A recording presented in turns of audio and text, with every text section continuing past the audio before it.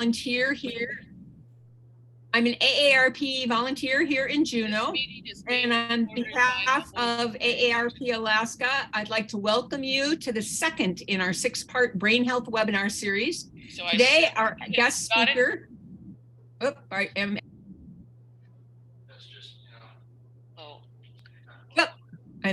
echoing here. Hopefully you're not hearing my echo. My name is Linda Kruger, and I'm an AARP volunteer in Juneau. On behalf of AARP Alaska, I'd like to welcome you to the second in our 6-part brain health series.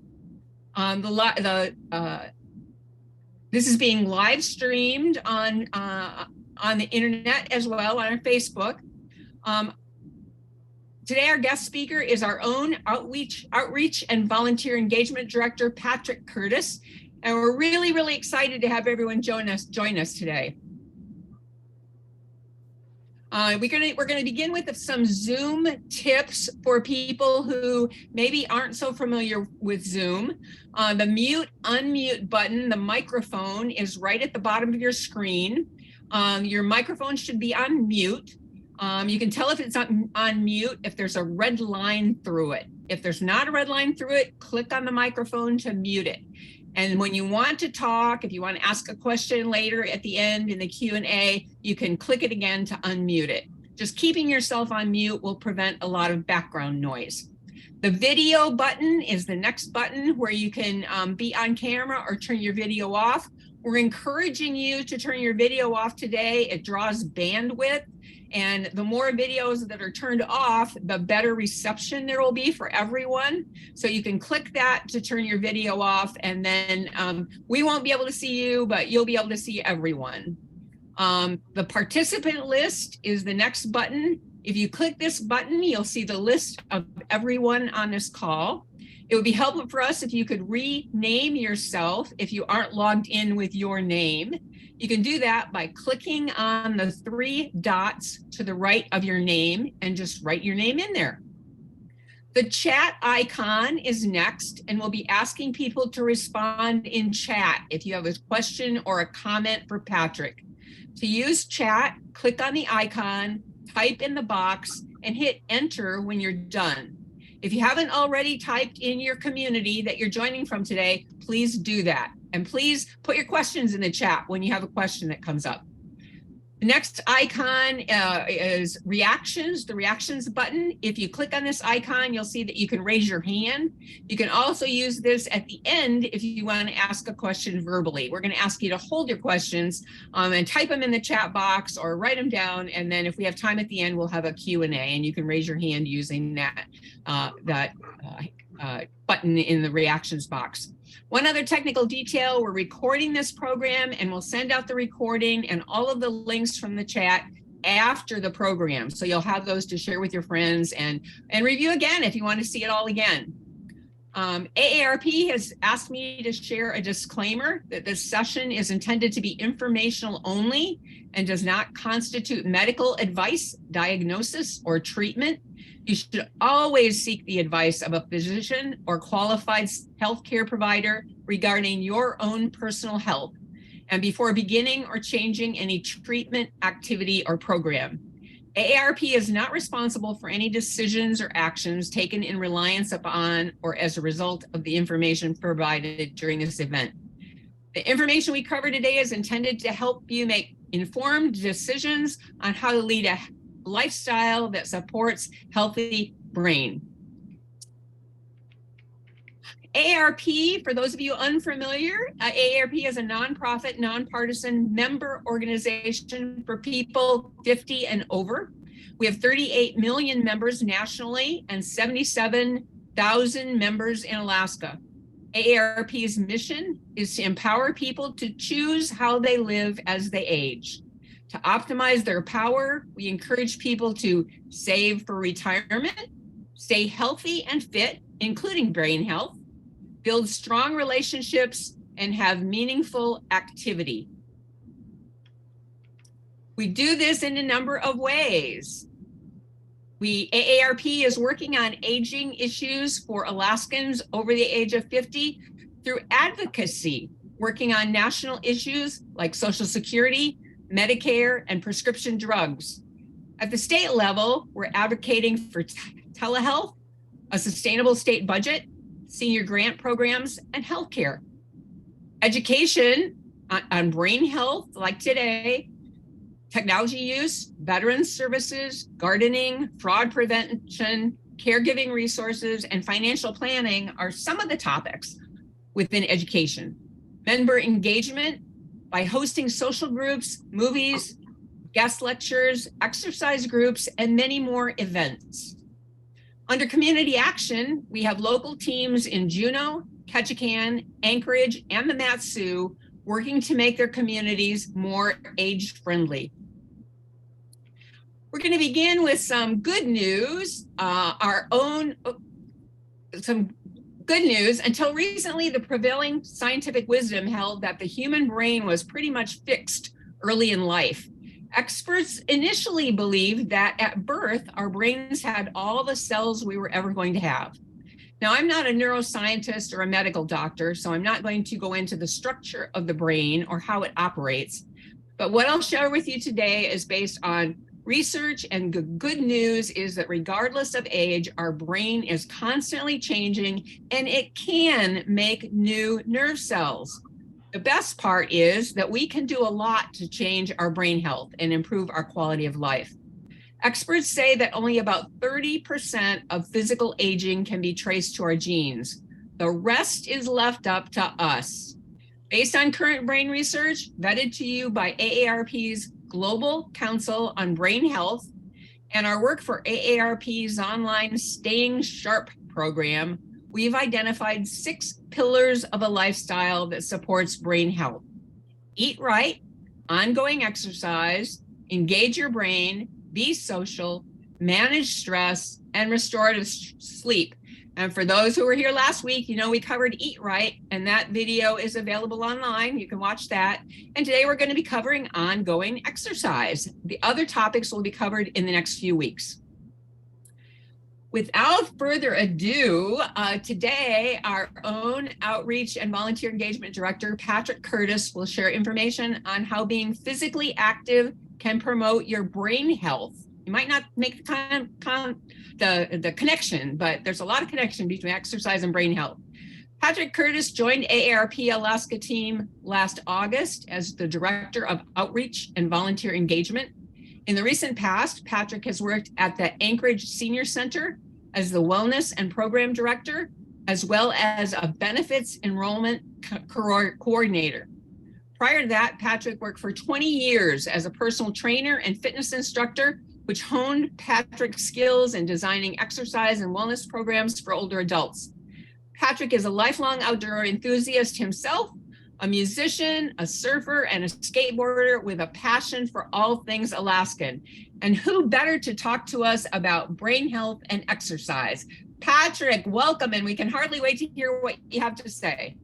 Wonderful. Thank you so much, Linda. And thank you everyone for joining us. Hello and good morning to everybody in this time zone, and a good afternoon in Missouri. Great to see folks joining from all over. So the first thing I want to share about physical activity in the brain, after Linda's wonderful introduction and pointing out some of the highlights that we're coming to understand about how activity contributes to our brain health, is that physical activity can improve your cognitive health, helping you think, learn, problem solve, and enjoy an emotional balance.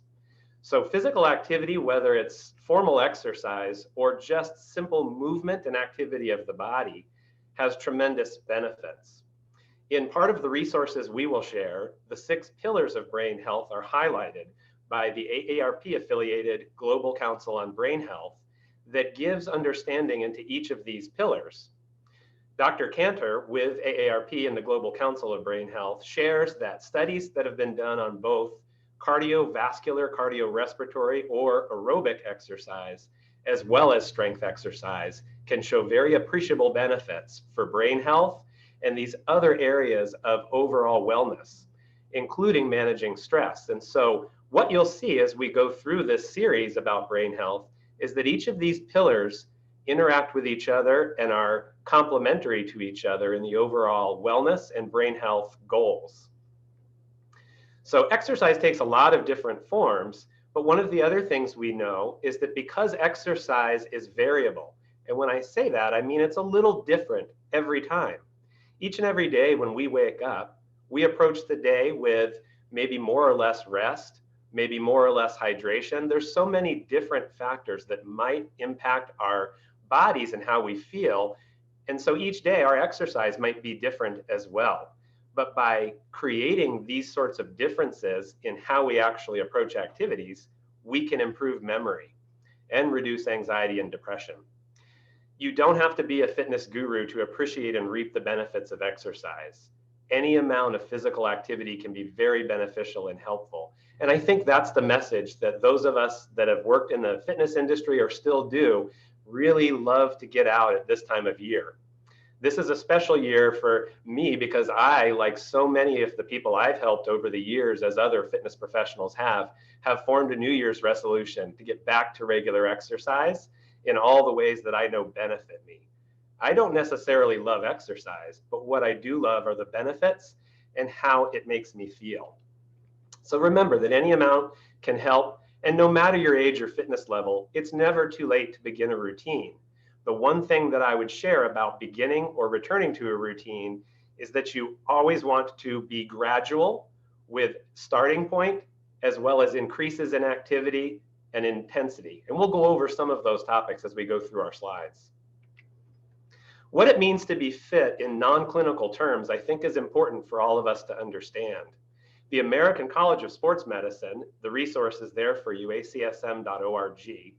They take position stands through clinical research and field research, and they define physical fitness as a set of attributes that people have or achieve that relate to the ability to perform physical activity.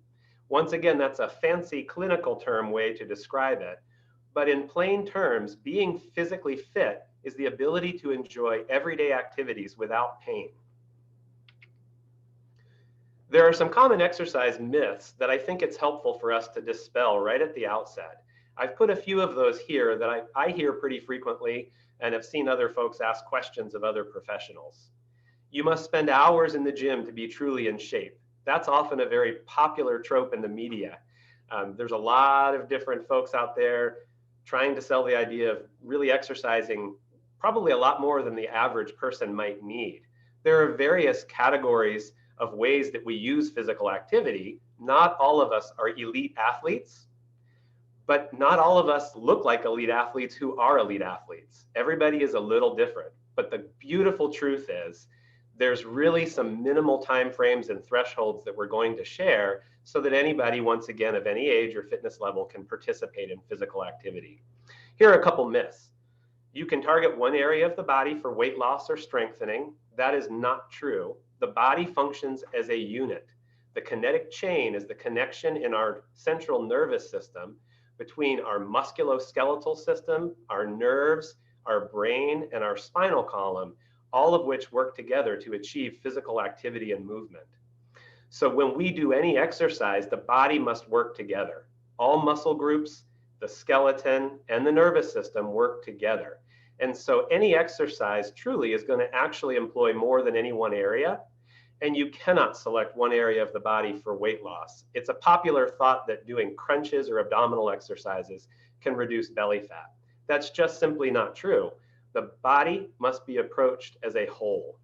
No pain, no gain is a really old adage. That is not true. So many ways to get into exercise these days do not involve high-level intensity, but in fact, low-level intensities that allow you, as I shared previously, to increase activity gradually with minimal soreness or the after effects that might discourage somebody, either a beginner or a returning exerciser.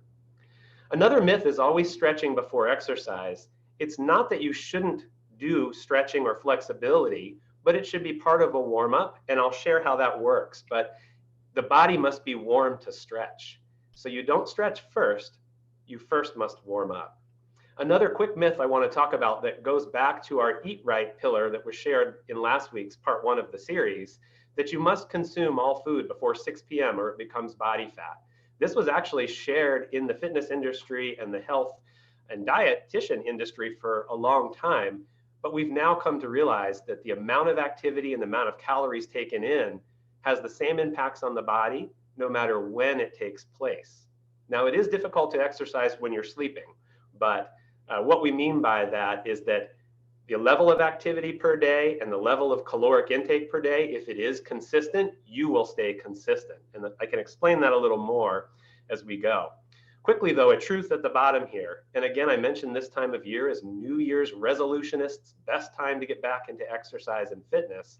But what we know in the fitness industry is that by about March, after the first quarter of the year, about 90 days into it, 60% of new exercisers will no longer be exercising regularly.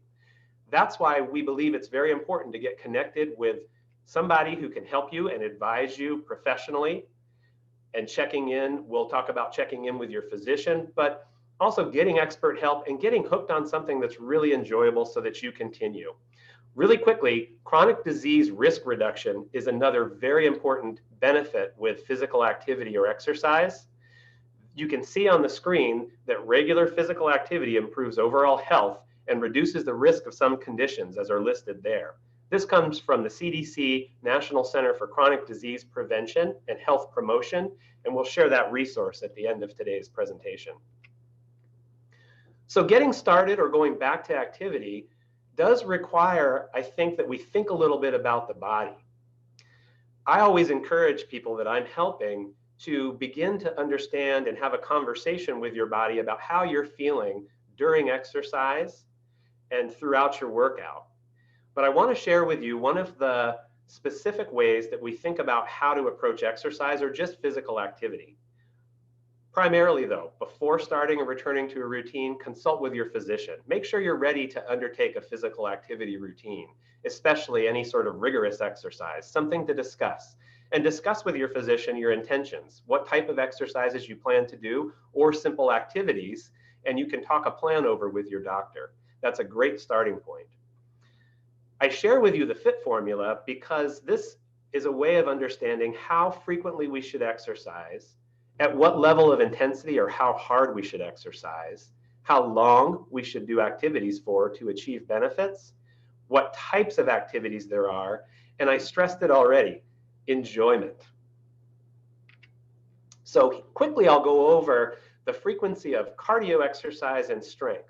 And I list cardio here as cardiovascular and cardiorespiratory because when we're doing that type of activity, and most people picture that first when they think of exercise, such as running on a treadmill, using a fixed piece of equipment like an elliptical or an exercise cycle, one of my favorites, a rowing machine.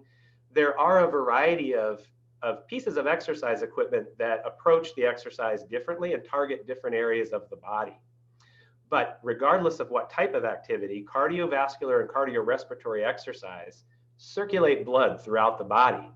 With that is oxygen. And so it improves both heart functions and breathing functions, and it increases our endurance to do this type of activity. So I talk about gradual increases. I'll share an example. Somebody who may be capable of only walking vigorously for 5 minutes in January when they start their resolution, by increasing gradually, sometimes only by a few minutes each day, you can see increases in endurance pretty quickly. This often happens physiologically within the first 6 weeks of an exercise plan, regardless of age or physical ability. For cardio, the recommendations are 3 times a week for minimum, with a target time frame of about 20 to 30 minutes or more. However, something that I really want to stress, this can be broken down into shorter periods of time throughout the day. One thing Linda, our host, was talking about with me earlier about exercise was just getting up and taking a break sometimes. These days, many of us spend a lot of time sitting, either in our careers, our jobs, it could even be in a car, transportation, all those sorts of things keep us somewhat inactive. And even just taking bouts of 5-minute breaks to do some physical activity, sitting and standing and touching down in the chair as a modified squat for a few moments a day, has been shared and proven as a way to circumvent some of the negative impacts of either being still for too long or sedentary. So even though we're recommending a goal of 20 to 30 minutes, that could be broken down into bouts of 5 or 10 minutes throughout the day. And as I shared earlier, that can have a very similar benefit. Ideally, pursuing that cardiorespiratory and cardiovascular activity for that duration of 20 or 30 is better or ideal, but truly the benefits can be appreciated by breaking it down. So that's great news for somebody at a lower fitness level and a lower endurance level who's gradually increasing. Now, I mentioned Dr. Cantor with the Global Council of Brain Health, sharing that both strength and cardio show very similar benefits for brain health and overall wellness. Strength should not be left out. As we age, we lose moisture in our skeletal system, and by keeping our muscles strong, even with moderate and minimal intensity activities that are not highly demanding of the body, we can maintain a very high level of bone density and strength. This is even more important for females, as once they hit 30, bone density drops by a small percentage per year as we age. That can be reversed by doing weight-bearing activities, and it actually represents one of the positive risk factors that we describe about having excess body weight or a larger body mass index. There is a positive risk factor. We know that carrying more than the recommended amount of body weight may not be healthy for some functions of the body, but it does function to strengthen the skeletal system. So frequently when somebody comes to exercise from a position of being overweight, no matter how much overweight, they often stand the benefit of a stronger musculoskeletal system leading into that exercise. So I mentioned strength. Now for older adults, strength training can take lots of forms to be gentle on the body and the joints. One of the recommendations is doing isometric exercise. Isometric describes a phase of movement, and essentially it's the hold. So if you think about in the old days, probably Jack Palance is a good example. He was such a fitness enthusiast. I remember him at age 80 doing push-ups on one knuckle, I think at the Academy Awards or something when I was little. But he would often talk about that, about doing the hold. And so the push on a push-up is one phase of movement. That's called the positive or concentric phase of movement. The lowering of that push-up or bench press is the eccentric or negative phase. And when we're at the top, we hold, that's called isometric. And that type of exercise is very beneficial for older adults and can be practiced in very modified ways, such as just pressing down on your chair and holding. So there's a number of ways to incorporate that type of activity, and fitness professionals these days are excellent at offering modifications for all ages and all types of fitness levels. Now, intensity can be contributed to or affected in many ways with different factors. And here what I've listed are different factors that affect intensity. So how long you do an activity, if the activity is longer, the intensity will be longer, even if the whole duration of the activity, you're at a lower level of output. The longer that level of output increases the intensity on the body. I share rate of perceived exertion, and I want to take a moment to go over this because rate of perceived exertion may not be a familiar term, but it's something that the fitness and the medical industry teamed up on to help people understand how to gauge their level of intensity while exercising. In the medical sense, it's complicated. It goes from 20 to 200, and you would theoretically pick a number between 20 and 200 of where you are on the scale of intensity during your activity. Well, it was recognized that most people can't do that. What it relates to is the heart rate, with 200 beats being the maximum. We took that from the Karvonen formula that you see below rate of perceived exertion on the slide there, that says heart rate, or target heart rate is what THR stands for. The problem with the Karvonen formula, or the target heart rate, that many may remember is 220 minus your age, and then there's some other factors. That doesn't take into consideration the fact that many older adults are taking medications for heart and regulation of heart rate, and it may be more difficult to gauge intensity for somebody taking a maintenance prescription drug for heart rate. And so the rate of perceived exertion was simplified to a scale of 1 to 10, which is much easier for us layman terms to decide where are we. So for instance, a moderate activity would be on the lower end of the scale. Moderate to light intensity would be on the scale of 1 to 10 for somebody around a 3 or a 4, which is good for a warm-up. But the beauty of the rate of perceived exertion is it is specific to you individually. Only you could tell where you are on the scale of 1 to 10. So I introduced this as a nice way to think about that ongoing conversation with the body as we move through different types of exercise and try to think about how difficult or challenging or intense that is for us. The type of activity can control intensity. In this image, you'll see some folks exercising with trainers in a group exercise setting doing ropes. And this is a wonderful dynamic exercise that works the whole body. Each of the people in this slide have a very straight back. The trainer has ensured they all have flexed knees. Their hips are slightly back. They're in excellent position to stabilize their core. We'll talk about the core a little here in a moment. But this is a very high intense exercise. I would do this frequently with clients as a trainer because even for just 2 minutes, you can get the heart rate up so quickly. So this was a nice interval. We'll get to intervals too. Another thing about measuring your intensity is the talk test. When you're doing cardiorespiratory for a moderate level that is suitable for most people, you should still be able to talk during the activity. If you can't talk and you're out of breath, it is highly likely you're too high up on the rate of perceived exertion or target heart rate scale. And I can tell you that even though fancy equipment has all those measurement devices, they're not accurate. As I shared before, there's too many individual characteristics that impact us. So on a piece of equipment that says, here's your fat burning zone and you're in this zone, it's just a reference. It's not perfect. So I want to stress that for people using exercise equipment. For strength training, the number of repetitions, which is the single number of how many of that exercise we do, and sets contributes to intensity. With the lower number of reps and sets, lower intensity. That can be confusing because power lifters and elite athletes use lower reps but higher intensity. Those of us who are just trying to stay conditioned, be overall healthy and well, usually want to have between 15 and 20 repetitions, which means if you can do 15 to 20, you're in that perfect moderate level to impact your body very evenly. And so that's a good recommendation for those of us who are not elite athletes. The amount of weight lifted is also part of what contributes to intensity, but truly the tempo of the movement is going to be more important there. Taking a light weight that doesn't feel heavy, but lifting it very slowly is actually very beneficial for older adults. It creates more time under tension of the muscles and the joints and the skeletal system, and creates more gains and benefit more quickly with much lighter weights.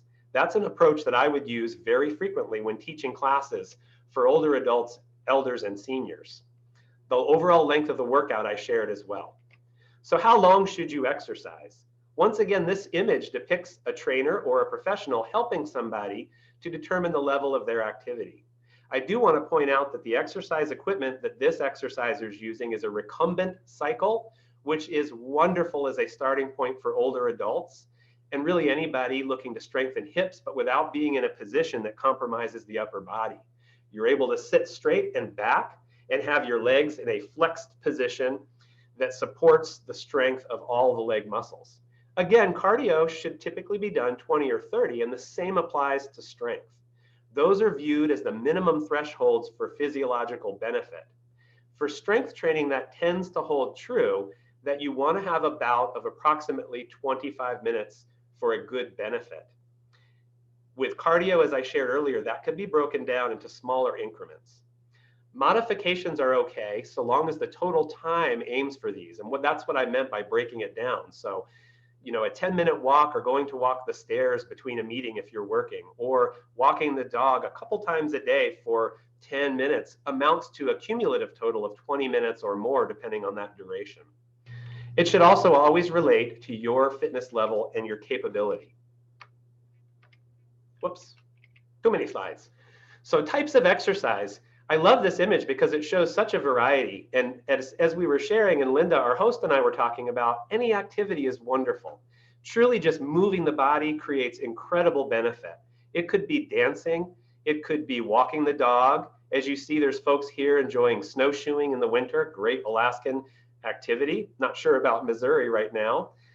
There's folks doing outdoor exercise such as yoga, tai chi, and flexibility. You'll see folks riding bike, doing at-home exercises, not in the gym. I love all these images because they show you this is a variety, and this is nowhere near what the entirety of what's possible with physical activity. Quickly though, I do want to take a look here at the picture of the folks exercising in the water. Once again, I'm stressing for primarily those of us in the 50 plus, as we're returning to or increasing activity, water activity is one of the most beneficial ways to get exercise, and it complements all other types of exercise. When we're in the water, it lengthens our muscles. If we're swimming, it actually elongates the muscles. By the absence of the gravity's effects and the compression of water, it increases vascularity or blood flow through the body, and it makes recovery much easier from other types of exercise. But even if it is the only type of exercise that one might do, the benefits are so high. There are many ways to exercise in the water, and our own host, Linda, is a water exercise instructor, and as I have been in the past as well. What a wonderful way to lessen impact on the joints and really increase activity in a gentle way that allows you to increase your intensity for you gradually. I stressed enjoyment as we're at the end of the FIT formula here. Enjoyment. This is human nature. If it is not fun, why on earth would you continue to do it? And many people this time of year do go into exercise great guns, especially those of us who might have been perhaps an athlete at some point in time in life, and life disrupted and got in the way of our routine. Maybe the pandemic took us out of regular access to the gym. There's many reasons why disruptions can happen. Sometimes injuries or health conditions may preclude or prevent our regular activity, but those of us who regularly exercise or have activity daily are going to experience less of those disruptions. But the real point here is getting back into activity shouldn't be done at a high level if you're returning or starting, but it should also be fun so that you're motivated to do it. Frequently in the gym, we'll see somebody start a routine and get so sore because they went after it as if they were still in that level of fitness that they recall previously. And it's discouraging when your body hurts and you don't feel like doing it again. So again, we stress the gradual approach. But find activities that you love in all seasons so that you can keep activity going. I want to share a word on hydration, Hydration Nation. Hydration is so critical to all bodily function, and by being properly hydrated, we can greatly increase our appreciation of exercise and activity benefits. And all functions of the body are improved when we're naturally and regularly hydrated. This can be a quandary though, because not everybody is comfortable or familiar with how much water they should take in. One of the side effects of hydration is if you're dehydrated, your body's going to hold on to more water. Very frequently throughout my fitness career, I heard people say, you know, I know it's important and you're always telling me to drink more water, but my body holds on to so much water, I feel like I'm bloated with water already. That's because those individuals are dehydrated. Regular hydration allows the body to not hold on to that extra water and shed it more. And so the reality is being hydrated well at all times is the goal, not just for activity, but overall health and brain health as well. The old adage was 8-ounce glasses of water a day. That amounts to approximately 64 ounces of water per the average person. And if we think about that in terms of what we can relate to, that's about 2 Nalgene bottles a day. Those are familiar to us, or a lot of the water bottles are 20 to 32 ounces. But we need more when we're in hot climates, very cold climates, or dry climates. When we're increasing our activity, we need more hydration, more water intake. And if you plan to be more active. Also, if we're carrying extra body weight, we need more hydration as well. An extra glass for each 10 pounds has been listed in other recommendations. The thing to do with water, and I've heard many clients over the years share that they are not fond of the taste of water, and therefore it's not appealing to them. These days, there are many alternatives out there that don't increase sugar intake, but do create some opportunities for flavor enhancement of waters. Pure water is the best. Even studies recently have shown that the intake of certain beverages such as coffee and tea can help with hydration. Traditionally, they're thought of as diuretics that flush water, but overall intake is contributed to when we consume coffee and tea at moderate levels. So you see these folks in the image. Everybody has water in these images. It's great for recovery, but the reality is you can't gulp it down. You cannot say, oh goodness, I'm thirsty, and realize that you're dehydrated and make up for it by drinking an Nalgene of water. Our bodies can only absorb 5 ounces of water at a time. And so the formula for success is to keep that water bottle handy, keep it nearby, and take small sips throughout the day. Traditionally, the thought is if you feel thirsty, drink water, and that was often thought of as a sign of dehydration. These days, we're rethinking that a little and understanding that self-regulation through that conversation with the body of how am I feeling is extraordinarily helpful at motivating us to get water, but we need to have it nearby. As you'll see, I've got my trusty water bottle right here, sipping throughout the day. So back to the warm-up and flexibility. So I mentioned earlier on that warm-up should happen prior to stretching because stretching is a demand on the muscles. The example I've often heard is a rubber band. If you took a rubber band out of the refrigerator and it's cold, if you've ever experienced a chilly rubber band, typically when you stretch it, it snaps. It's brittle, it's not flexible. Think about our muscles in much the same way. Our muscles need to have blood flow and circulation to warm them up. The warm-up concept is not unfamiliar to most people, but understanding how it works and how it contributes to your exercise, I think is important for us to go over. So a typical warm-up, no matter what type of activity you're about to undertake, that could be water, a walk, that could be a bike ride, a hike, it could be intense, low intensity.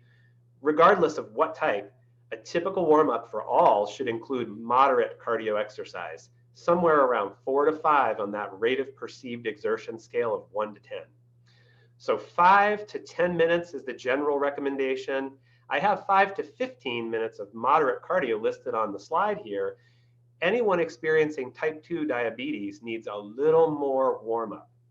That recommendation is 15 to 20 minutes of warm-up for somebody experiencing type 2 diabetes before any stretching. So the warm-up first. Moderate walking is a good example. A very light bout of activity on a cycle, recumbent or upright, jumping jacks. There's a variety of low intensity ways to warm up, and then some stretching is very, very good. Stretching in general should be moderate or low intensity. Stretching is just like it sounds. You're lengthening the muscle. And anybody who's done this type of flexibility training knows the feeling of the tight muscle. And when you've gone to the end of your stretch, we call that the end point in the fitness industry. The end point is where you feel the most intensity from that stretch, and that's where you want to hold for a static stretch. Stretching should also be part of our cool down activity because it, again, increases recovery, it speeds up the recovery process, and when we stretch, it is pulling blood through the muscle tissue that, again, is going to help repair that tissue for recovery much quicker. Stretching cuts down on soreness as well as encourages the healing process, as I shared already.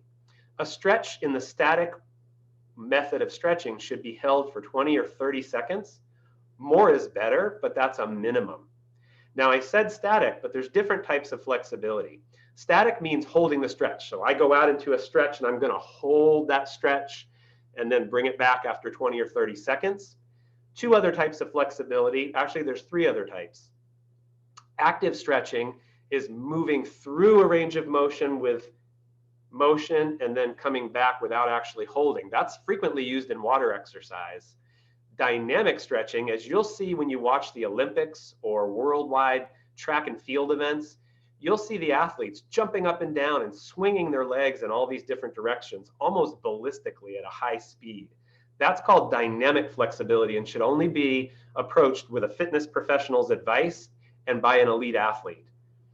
The rapidity and speed of the movement is very, very intense and requires a lot of stability and build up to that point.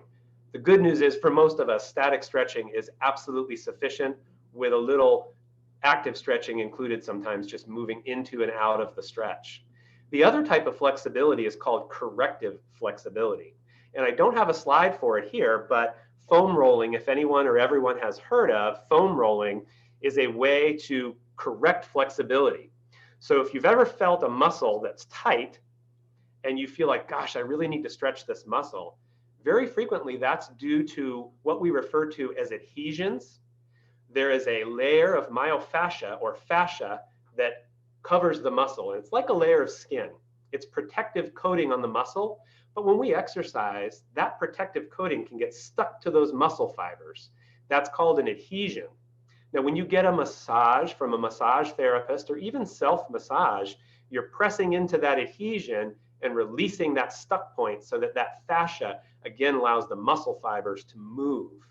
That's what it feels like when you stretch and you go, oh, that feels so good. What a relief. Well, foam rolling is a way to achieve this corrective flexibility through what we call myofascial release. It is the same thing that occurs when a professional certified massage therapist puts their hands on you, but with tools like foam rolls and other tools, you can accomplish this yourself by rolling along the muscles and correcting those adhesions. That's often recommended for beginning exercisers in the hamstrings and the calf area, primarily for males. So I want to talk for a moment here about the mind-body connection. This is important, and it goes back to the beginning of the presentation where I talk about the conversation with the body and getting in tune with it.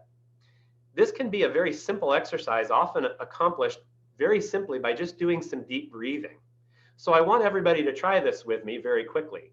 We're going to take a deep breath in through the nose, inhale for about 6 seconds. We're going to hold for a moment, and then we're going to exhale through the mouth.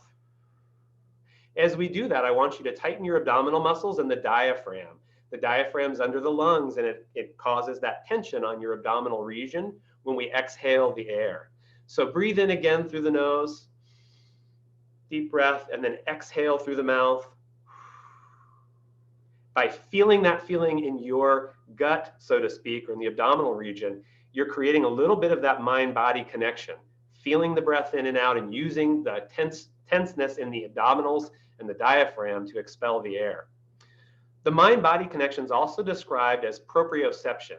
This clinical term, again, just simply describes our awareness of where our body is in space. When you watch elite athletes playing their sport, they seem to know where they are at all times. Basketball players and maybe hockey and soccer players are a good example. They have a feeling of where the goal is at all times and where their bodies are. That's why they can accomplish incredible dynamic movements. Same goes for dance and ballet.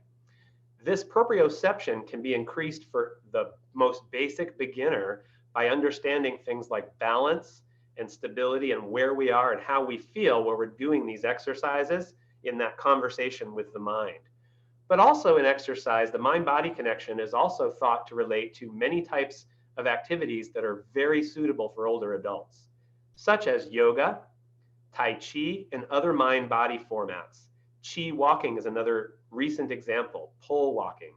Those are often thought of as mind-body because there's an aspect of the mental and the physical joining together, and we're thinking about how we're feeling as we go through those types of activities. Exercises that require extra brain power I want to talk about for a moment. PNF, this will be on the quiz later, so everybody needs to know this. I'm kidding, this is another one of those clinical terms. PNF is proprioceptive, goes back to that proprioception, neuromuscular facilitation. Fancy, fancy words for total body exercise, multiplanar, multiple joints, and multiple muscle groups, all working together. A very typical example in yoga and Tai Chi are diagonal reaching patterns where we reach down and then up in a diagonal pattern and turn and rotate our body. So PNF exercises that require total body movement, mental connection, multiple joints and muscle groups are very good for brain power. They absolutely increase the brain's activity during these exercises and require that the brain is connecting and sending messages, again, through the nervous system to all areas of the body, considered a total body movement. That's the value in water exercise or water aerobics and other movements such as Tai Chi and yoga for flexibility. So I talk about also changing directions and rotation, and I'll get to that here in a moment. Ball sports is another example because you're mentally keeping track. So I share this because doing something fun like playing basketball with the kids or having a run around the yard with a soccer ball with the grandkids or something like that massively increases brain power. You're tracking something visually, you're moving physically. Those examples are very good. And in exercise, you'll see increasing inclusion of those type of exercises in many, many different formats. I mentioned stability in the core.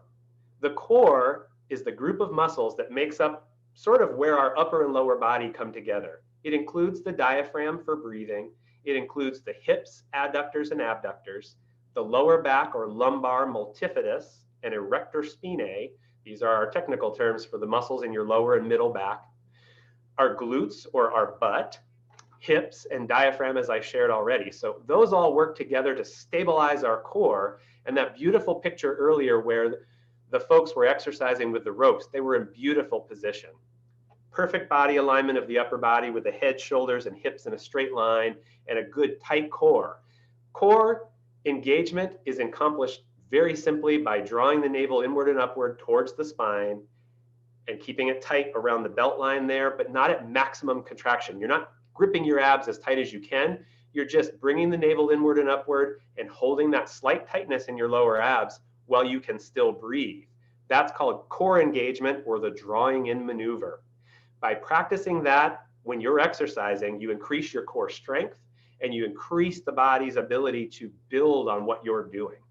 So the core is important. And again, I love the images of skateboarding with white hair. I am a 50-year-old skateboarder, as Linda shared earlier. And the body is a use it or lose it proposition. The reason you can see people even older than me still doing dynamic activity like skateboarding is because they've been doing it for a long time and have created that muscle memory.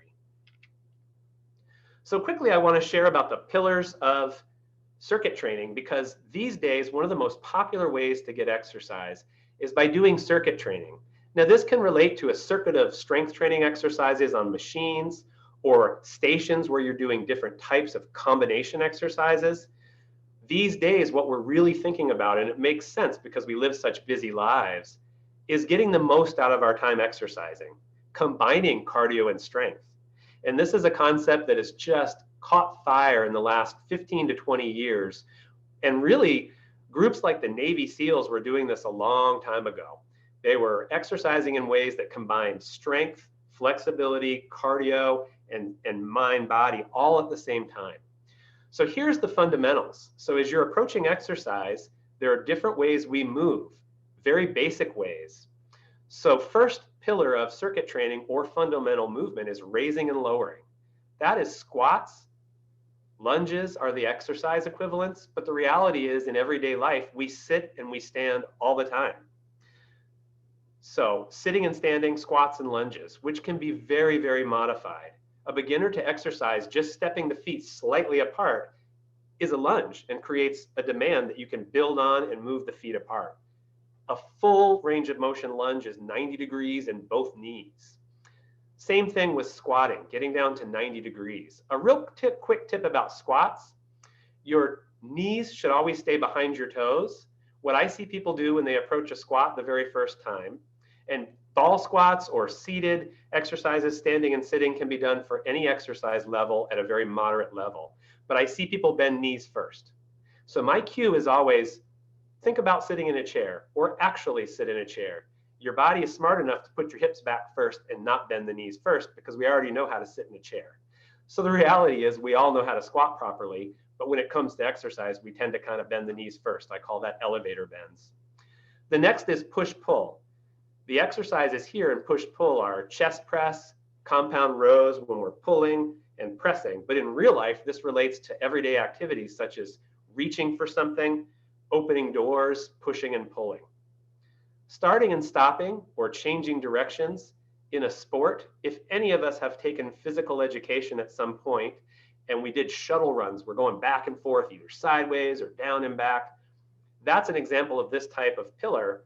By starting and stopping and changing directions, we're increasing brain activity, we're increasing our proprioception and awareness of where we are, we're increasing overall use of the different parts of the body and the kinetic chain, and it's very, very valuable to increase our level of benefit. And again, each and every type of exercise and approach can be modified both more advanced and then back the other way to more beginner. Every exercise can be done that way, and even the best athletes and elite exercisers, as they get through their workouts, tend to lower intensity towards the end because you're fatigued. Once you've created fatigue, you don't have the same capability. And so by paying attention to the body throughout a workout, you want to gradually decrease. The last pillar is rotation. And this is critical because rotation is going into the plane of rotation where we're now moving through sagittal plane and frontal plane and going through multiple planes of movement. That's just a way clinically of describing the body. When we're walking forward or backwards, we're in the sagittal plane. When we're walking sideways, we're in the frontal plane. And then the transverse plane bisects the body, upper and lower halves, and that's when we're rotating in that plane. You'll see a lot of exercises these days have rotation built in, but the example that's easy is doing crunches with a medicine ball when you see people twisting. That's how they're encouraging use of this type of pillar. Talking to a trainer or an exercise expert or instructor about these is good to help understand, again, the ways that you can do these with very minimal knowledge or knowledge of fitness base. So it's just sort of part of our probably Western culture that we want things quickly, and we frequently turn to the idea of, well, where's the magic pill for this? You'll see diet trends and exercise trends frequently talking about, well, this is the latest and the greatest. The reality is our approach to exercise and activity, it really shouldn't change. It hasn't changed very much. The ways our body physiologically operate and are active and move and get the benefits from all of that hasn't changed very much over time. The truth is, and this relates back to eat right as well as exercise, the magic pill is simply a good combination of regular exercise or activity and eating a good diet overall. So there's no magic pill we can take, but understanding some of these concepts that we've shared today on how the body both responds to and adapts to exercise are very good to know that as you continue with activity, so does your benefit. Your benefits are going to increase and continue. And as you become consistent, it's really great because you'll get to a point where you feel not only good about how you're doing activity, but your endurance is increased, your enjoyment is increased, your pain and discomfort is less, you're resisting injuries. It's just incredible. Our bodies are really incredible in how we adapt. And that's what exercise is. We're just putting a demand on our body and asking our body to adapt by getting stronger, by breathing better, by circulating our circulation and blood flow better. We're presenting a challenge to the body and then adapting to that challenge. So listen to the experts, follow general guidelines, use some of the resources and references that we're going to share so that you can get good information and be well informed. But don't ever hesitate to talk to an expert. There's a lot of great guidance and we'll share a lot of those resources. These days, even online and remotely accessible, are lots of great guidelines. So include healthy activity in your daily life.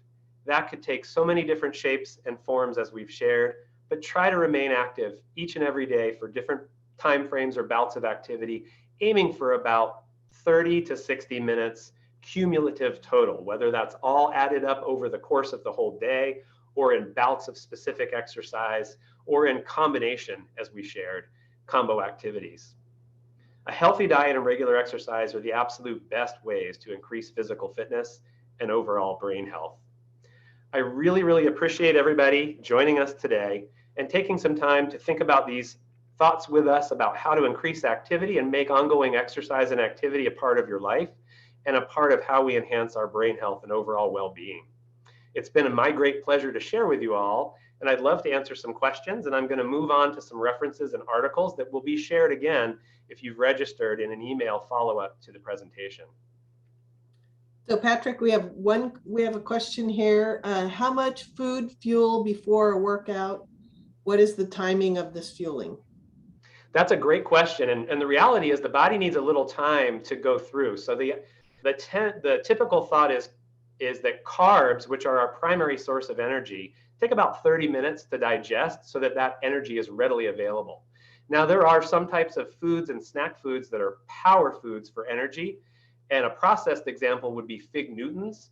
Unprocessed would be a combination of dried fruits and nuts, as if any of you who attended last week heard from Amy Urbanis, the dietitian who presented on eating right. There are some food sources, but generally what you want to do is have 30 minutes of time for your body to absorb the benefits of the caloric intake that you take in. All right, so we have a couple more questions and we're running out of time, so we're going to go over. So anybody who can stay with us, stay with us.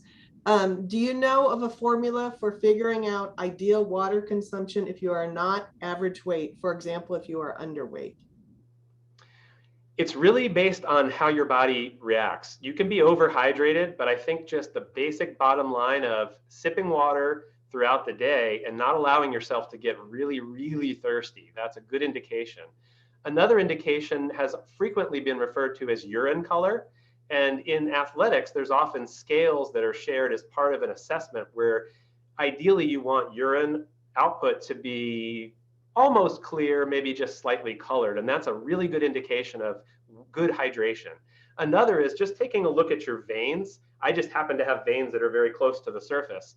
If your veins are very visible and very blue, that often means that you're well hydrated. So those are a couple tips. Okay, another question. What about HIIT for older adults?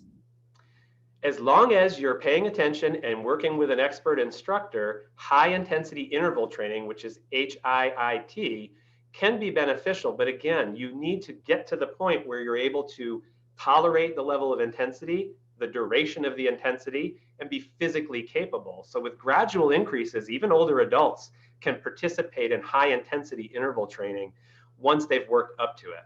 But again, that's not a starting point. High intensity interval training is a good example of things like CrossFit. There's just a lot of variety workouts out there, turbo kickboxing. There's a ton of exercise formats that employ that, but I would even employ that in water classes as well. And intervals of activity that both increase speed and tempo is probably a better starting point. So for instance, if you're walking for 20 minutes, pick a spot to walk a little faster for a few moments. Walk a little slower. If you're jogging or running or cycling, do the same. That increases that type of endurance that then later can apply to something like high intensity interval training. So Patrick, this is gonna lead us on to I'm gonna let Linda go, and there's some questions about online resources. So Linda, go ahead and take over and go through the next few slides that'll talk about resources. Okay, great. AARP has lots of information and resources on brain health. There's lots of that online. AARP.org, the website, anyone can access the website on brain health. Lots of articles and videos. And so go to those links that are up on the screen now. You can take a photo screenshot of that or take a picture with your cell phone and go to those websites and check out that information. AARP partnered with the Global Council on Brain Health. Patrick mentioned them several times to gather this information for you. And they've created a report and a video for each of the 6 pillars of brain health that we're covering in this series. You can go to the website that's shown for more scientific information that backs up the information that we're giving you. Staying Sharp is a program which is free for AARP members. It offers a cognitive assessment that you can take every 90 days to measure changes, and also offers many resources, including brain games. So those are all available free online. And make note, like I say, make note of these websites that are on the screen right now.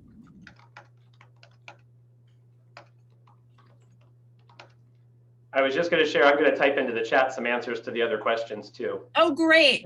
Yep, that's true. So Patrick, next slide. Whoops. Right. Yeah, I'm ready to go. AARP's website offers exercise videos for free. The first link that you're going to see next, as soon as Patrick changes his slide. I can't change it for some reason. I'm not sure why, but let me try again. Here we go. Oh, dear. Yeah, it's not changing. Uh-oh. Okay. Oh, wait. Oh, you went backwards. There we go. So these exercise videos are free. The first link will take you to numerous video workouts on cardio, building strength, yoga, and more. And remember, there's going to be a follow-up email that will include a link to today's program, as well as all of these links that we're sharing with you. So you will get that in an email, and you can share that with friends and family. Senior Planet offers free classes of all kinds, and I've taken several, and they're wonderful. So Senior Planet offers free classes of all kinds designed especially for older adults. The second link here will take you to those free fitness classes, or you can just Google Senior Planet and look for fitness classes. Most class times are listed in Eastern Standard Time, so you have to adjust the time to change it to Alaska time. So you probably know how to do that. On the bottom of this slide are 2 articles that are related to brain health and exercises that you might be interested in reading on the AARP website. So walking and dementia and exercises that keep your brain sharp. So both really, really critical and important resources to have. Other exercise ideas, here's a list of other ideas for places to exercise that are generally free. Here in Juneau, we've got lots of opportunities, especially to be outside and exercise. And a place here in Juneau that's not free, but very inexpensive is our field house. Oh my gosh, get out there and use it. Just a couple dollars a day, and you can walk inside on icy or rainy days when you don't want to be outside.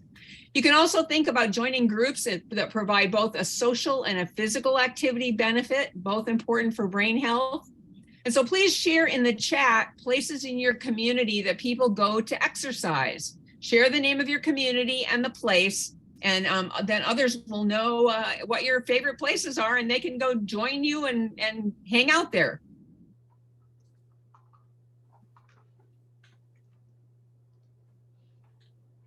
So what can you do today? We know the best thing to do is to start. Make a change. If you want to think of all the things you learned today, pick one thing that you can start doing right away, today or tomorrow. Start small. It could be walking for 5 minutes, joining the gym, working out to an AARP exercise video, finding a friend and calling up a friend and say, hey, let's go for a walk. Let's do something. Now I want you to share that one thing in the chat with us right now. Another way to help you succeed is to write down the change you want to make and post it somewhere. Just take a Post-it note, post that change somewhere so that you can be reminded. And it also helps to share it with family or friends so that they can help support your efforts. We also want to encourage people to have that checkup, see your doctor before beginning a new fitness routine. So go ahead and skip that, Patrick. Let's go on. Yep. Any more questions? Put them in the chat, and we'll try to get your questions. Oh, and there's also a satisfaction survey that you can fill out. Fill out the survey and press submit, and we'll get it sent in. I wanted to remind you we will be doing a drawing at the end of this series for a copy of Sanjay Gupta's book, Keep Sharp, Build a Better Brain at Any Age. And at next week's webinar and the 6th and final webinar, everyone who registered for one of our brain health webinar series will automatically be entered to win. And here's a list of the upcoming webinars. If you found this one useful, you might want to sign up for the remainder of the webinars in the brain health series. The next one will be next Friday, February 10th at 10. And it will be Engage Your Brain, focusing on how to maintain healthy mental acuity and challenge your thinking processes as a way of strengthening our brain power. We will also be sharing information from the Global Council on Brain Health, along with AARP Brain Games. You can find all of our events at www.aarp.org/Alaska. Click on the story titled Take Steps Toward a Healthier Brain, November 1st, 2022. And that'll take you to a webpage that has links to the upcoming brain health webinars, as well as recordings of last week's webinar and this week's webinar. And please share our website with anyone who you think might be interested in listening to these webinars. So share with your friends and family and other folks and get them engaged.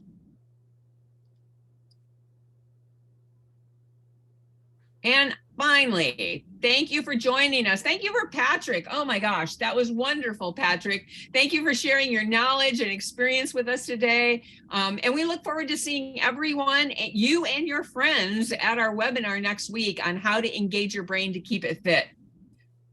So everyone have a wonderful week, and we'll see you next Friday. Thanks, Patrick.